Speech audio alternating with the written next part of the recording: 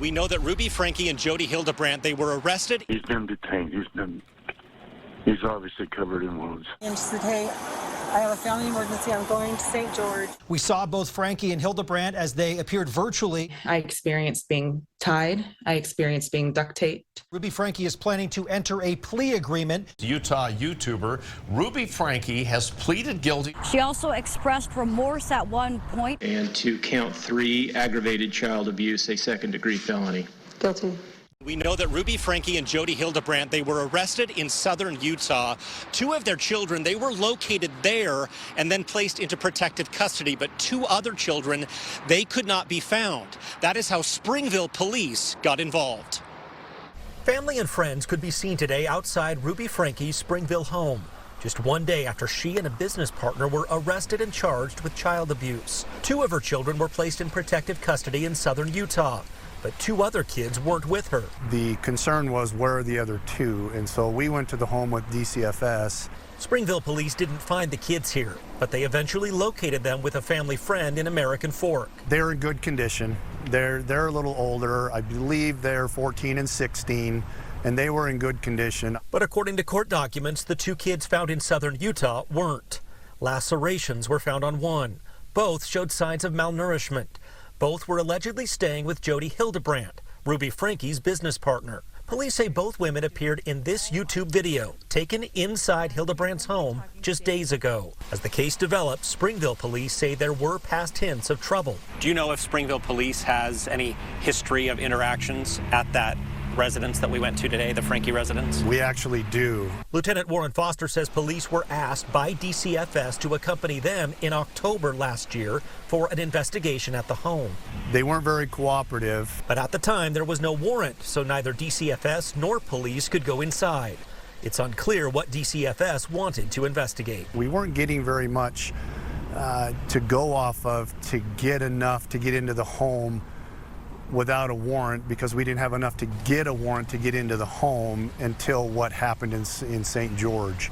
New at 10, 2 News obtained a 911 phone call from a dispatch center in Washington County.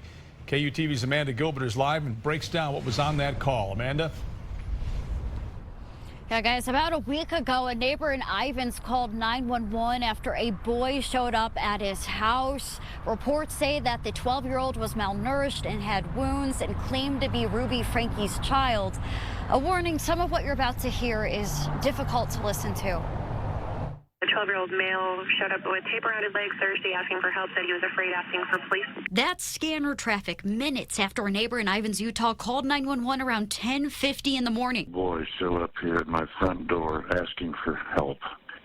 And he's said he just came from a neighbor's house, and we know there's been problems at this neighbor's house. He's emaciated. He's got tape around his legs. He's hungry and he's thirsty. This man, who we're keeping anonymous, is referring to one of Ruby Franke's sons. He says what's happened to him is his fault. Reports say Franke's son escaped Jodi Hildebrandt's house and ran about a block to this neighbor. How did you get out of the house? He says you just left through the porch at the neighbor's house. The neighbor clearly moved to tears. Yeah, this boy has been...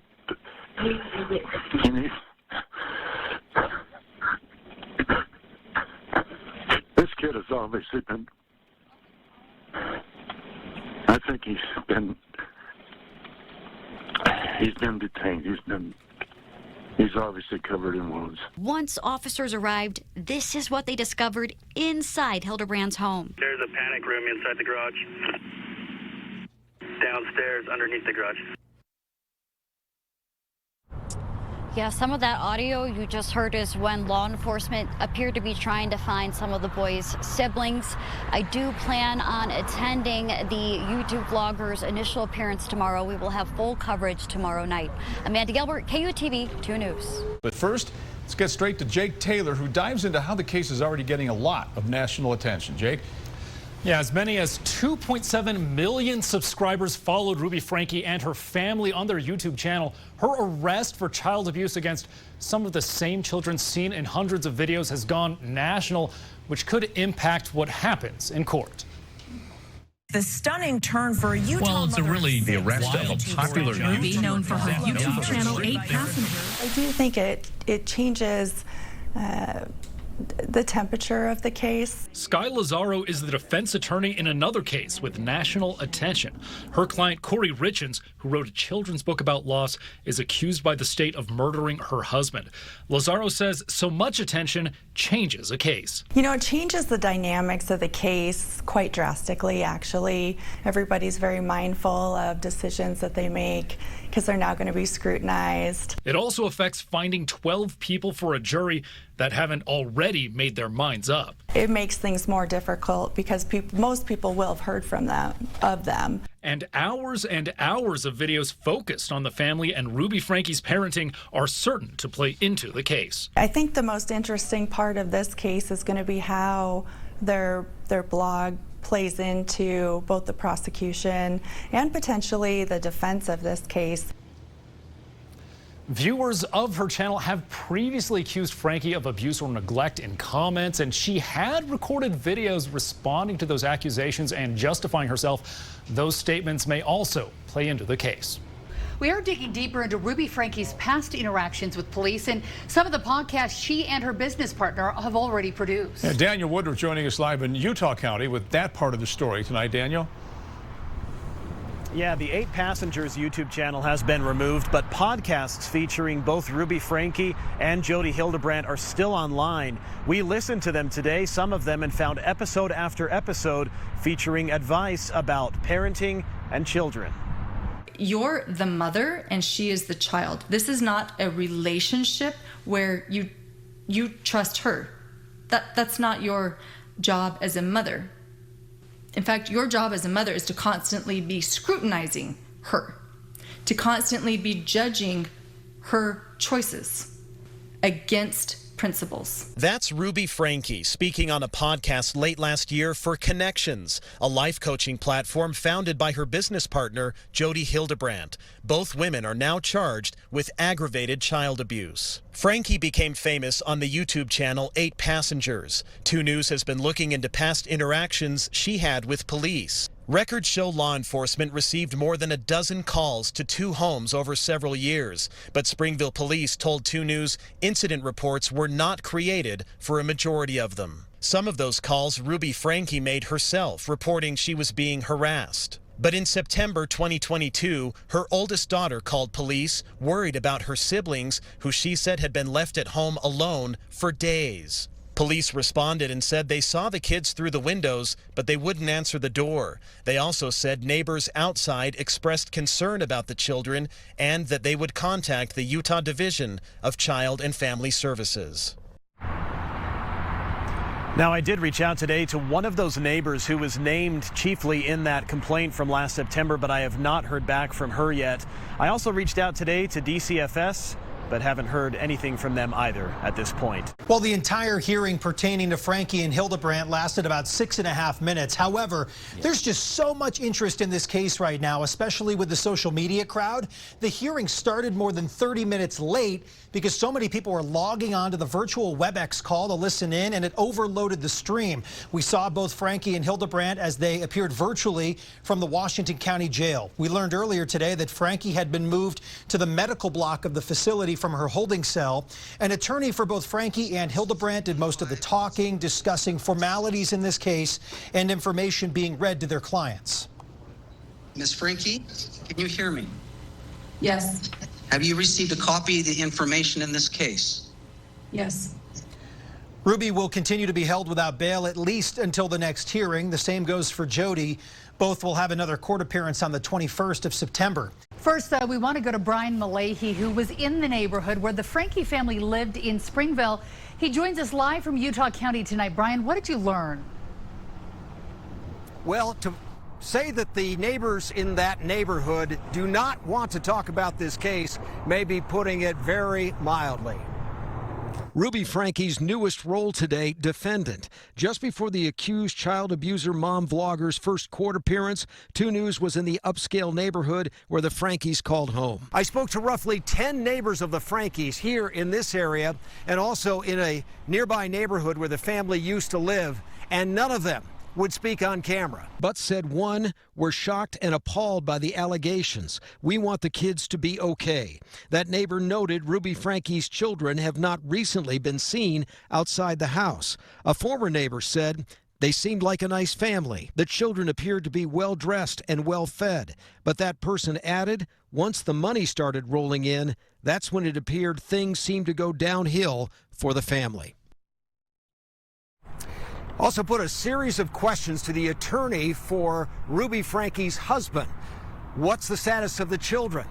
Did he know about the abuse as it was occurring, the alleged abuse? If so, what did he do about it? We have not received answers yet, may get them over the weekend.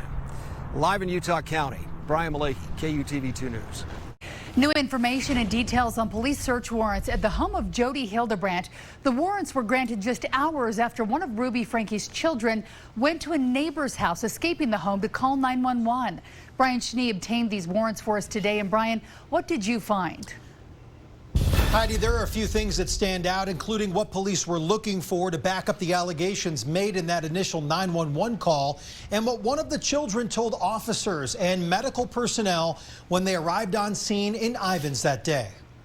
We obtained 3 search warrants today detailing what police were looking for on August 30th after learning of potential child abuse. The warrants were seeking access to Hildebrandt's property to look for any rope, duct tape, or similar items used to bound or cover wounds. They also wanted access to communication devices, specifically to show anything between Jodi and Ruby regarding Franke's children left in the care of Hildebrandt at her home.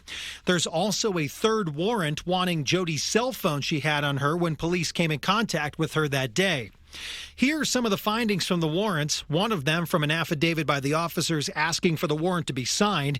It reads, quote, "The victim informed officers that Jodi put the ropes on their ankles and wrists and that they used cayenne pepper and honey to dress the wounds," end quote. Officers wrote that a search warrant was served and they found that Ruby Franke had left her children in the care of Jodi. They located one other child at her home. 2 News is the only local media outlet to speak with Jodi Hildebrandt's niece, Jessie. Now, she went into detail with me about her time living with Jodi, who is also her counselor, but also what all of this means to her about hearing what Ruby Franke has been saying. So I've never met her, but the things that she is saying and regurgitating are very, very familiar to me. It's interesting to watch I understand this, but it's interesting to watch the world respond to her and kind of putting her at the forefront. And I understand that she's the mother of these children and it makes sense. But the philosophies and the therapeutic modalities that she's using are Jodi's. And these are not new. These are not, this is a pattern that Jodi has been engaged with for at least 14 years. I don't know if there are other people that she's used these on, but she's definitely taught. I know that she teaches parents to use these types of therapies, as she would call them. So yeah, it's been a really interesting experience watching everyone focus on Ruby, and I understand why. But this is Jodi. These are Jodi's words. These are Jodi's ideas. These are over decades old. So. We also confirmed from a police report from American Fork Police Department that in 2010, Jessie, as she told me, ran away from Jodi and made her way to Salt Lake City. She wasn't found for at least a few weeks. I asked her what she experienced while living with Jodi. The things that I experienced while living with Jodi, I experienced being tied. I experienced being duct taped. I experienced being blindfolded. I experienced severe isolation. I experienced severe emotional, spiritual, and psychological abuse. I experienced the being told I shouldn't be around other people, being told that I was dangerous to be around. People were afraid of me to the point where I was afraid of myself. Jodi Hildebrandt is named in a number of American Fork Police Department reports. Some involve Jodi reaching out to police to report suspicious activity, including stalking reports and property damage. But there are reports that pertain to Jessie's allegations outlined in a report specifically filed in March 2010. That report starts with Jodi's niece contacting police and inquiring about a safe house. At the time, Jesse was under 18 and not only living with Jodi, but Jodi was also her counselor. Keep in mind, this was from early 2010. Jesse told me she began living with Jodi in 2009, which is also in the report. Jesse's parents sent her to Utah to live with Jodi because there were problems at home. As Jesse told me last week, she details having to sleep outside. She also said Jodi would not allow her to talk and has at one point placed duct tape over her mouth so she would not talk. According to the report, Jesse couldn't provide an exact date and time of when this took place. Police attempted to contact Jodi several times but couldn't reach her, so they got in touch with Jesse's parents. According to one of her parents, the reason Jesse contacted police was to get out of being sent to a wilderness program. The report ends with a recommendation to have a copy forwarded to DCFS. There's also another report filed by Jodi when Jesse ran away from her care just a few weeks later. She wanted to make my life, and this is like her quote, like this is what she would tell me all of the time. She wanted to make my life so uncomfortable that it would force the sin out, that it would force me to confess. So things continuously got worse and worse and progressively more and more intense as a way to get me to confess, because she believed that if I had confessed everything, if all of my sins were out and in the open, that I would be getting better. And I was declining like very fast, exponentially. And so she just kept ramping it up. That report says that Jesse ended up at a shelter in Salt Lake City. She was located weeks later and went to live with her grandparents. Brian Shanique combed through 3 hours of body cam video and shares the key points of what took place on that day. Brian. Mark and Heidi, good evening. From our previous reporting, we were the first to tell you how officers scoured Utah County looking for 2 of Ruby Franke's children after the other 2 were located in or near Jodi Hildebrandt's Ivan's home, malnourished and emaciated. This video is from the home of a third member of Hildebrandt's business, Connections Classroom. Although American Fork Police redacted this video, we took additional steps to ensure the privacy of the children involved. We had a agency assist out of St. George and Springville. On August 30th, American Fork Police responding to the home of Pam Botcher to try and locate 2 of Ruby Franke's children the day Ruby and Jodi Hildebrandt were taken into custody in southern Utah. Just put your hands in front of you, okay? Just going to place you temporarily under arrest, okay? In 2 body camera videos obtained by 2 News, officers placed Botcher in handcuffs and took her to the back of a patrol car and waited for Springville police to arrive. There's a warrant to take them into state custody. A couple of them are found, again, malnourished and bound. In the meantime, officers tried to get a better understanding of the situation, which spans from Utah County to Washington County. Is Ruby Franke's daughter. Okay. She's a friend of ours. She comes over and helps me every once in a while to do cleaning and stuff. Because she knows her mom. She's very good friends with her, has known her for a long, long time. Pam was handcuffed for roughly 50 minutes. That's when Springville police officers started speaking with her about the Franke children. So my friend called me and she said, hey, I have a family emergency. I'm going to St. George. A DCFS worker arrives as officers try to clarify a time frame from when Ruby Franke called Pam and apparently told her where she could find the 2 children spread across Utah County. Ruby contacted you around noon and said that they had around, I don't know if that's exactly. Minutes later, the DCFS worker asks how Pam knows the family, to which she confirmed our reporting about how Ruby, Jodi Hildebrandt, and Pam all worked through Jodi's business. How did you start to know the family? How did you just meet? The Franke family? Yeah. Through a program called Connections. Okay. It's a kind of a life skills type thing. Pam walked with the officers and DCFS worker back to the front of their home, where they told the children that they were either to stay with their older sister or be placed into state custody with a foster family. You want me to go get your stuff? You guys can come and get your stuff. During the entire 90-minute stretch of when officers arrived to when the 2 children were placed in state custody, officers had a really difficult time getting confirmed information about the situation and relaying that to Botcher, her husband, and others involved. For example, there were mentions of Ruby and her husband in custody. To our knowledge, Kevin Franke was not in custody that day. We begin with breaking news tonight involving Ruby Franke, the YouTuber accused of child abuse. She's expected in court on Monday in St. George. Brian Schnee is joining us on the live desk after receiving a new letter from Franke's attorney.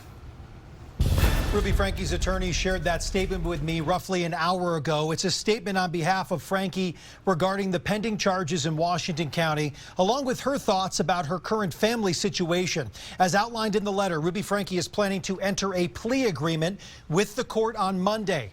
The letter also goes into detail about Franke's relationship with Jodi Hildebrandt, saying over an extended period, Hildebrandt systematically isolated Ruby Franke from her family. The letter states Franke is committed to taking responsibility for the part she played in the events leading up to her incarceration. The letter ends by saying Franke is sincere in her commitment to securing the best possible future for her family. We start with breaking news. Utah YouTuber Ruby Franke has pleaded guilty to 4 felony charges of aggravated child abuse, which means she will likely be going to prison. She has also agreed to testify against her former business partner, Jodi Hildebrandt. KUTV's Amanda Gilbert is live outside Washington County 5th District Court in St. George. Amanda, what did Franke say during that plea agreement this morning? Yeah, and that hearing actually did not last long. It was about 5 to 10 minutes, but we did hear from Ruby Franke for the first time. So we're going to go ahead and show you video from inside the courtroom. You might be able to see as Franke entered court, she appeared to smile at her parents and sister. She answered the judge's question, saying she was not pressured to plead guilty. She also expressed remorse at one point for what's happened to her family. She will be serving her guilty terms consecutively. We don't know exactly how long she will be in prison, but here is what Washington County Attorney Eric Clark had to say after. She agreed to serve a prison term, and that the term for the 4 different counts will run consecutively and not concurrently. And she agrees, I'll read this one verbatim. She agrees to testify truthfully against Jodi Hildebrandt, and in return, the Washington County Attorney's Office agrees to remain neutral regarding future hearings before the Utah Board of Pardons. Now, again, we don't know how long Franke will be in prison, but there is a sentencing hearing coming up in February. And one thing I do want to mention, second-degree felony charge, that could mean 1 to 15 years in prison for each charge. And again, Ruby Franke pled guilty to 4 of the 6 charges today. Reporting live in St. George, Amanda Gilbert, KUTV 2 News. In the plea agreement, Ruby Franke admits to some disturbing cases of abuse. Jake Taylor dove deeper into these documents and joins us live from the live desk. And Jake, this abuse, I mean, again, very disturbing here. Yeah, it was bad enough that I want to warn anyone watching that these details will be tough to hear. I'm a dad, and it has been tough reading the specifics of what Ruby says she did to these children. The plea document is clear. In it, Ruby says her actions, quote, involved physical torture. The victims, her 11-year-old son and 9-year-old daughter. Some of the treatment explained in detail. The son forced to stand in the direct southern Utah summer sun for days at a time. The outcome resulted in repeated and serious sunburns with blistered and sloughing skin. At the same time, he was denied water and was, quote, as you see there, punished when he secretly consumed water. Now, in less detail, Ruby admits to other abuse, including, quote, kicking her son while wearing boots, holding his head underwater, and cutting off oxygen by placing hands over his mouth and his nose.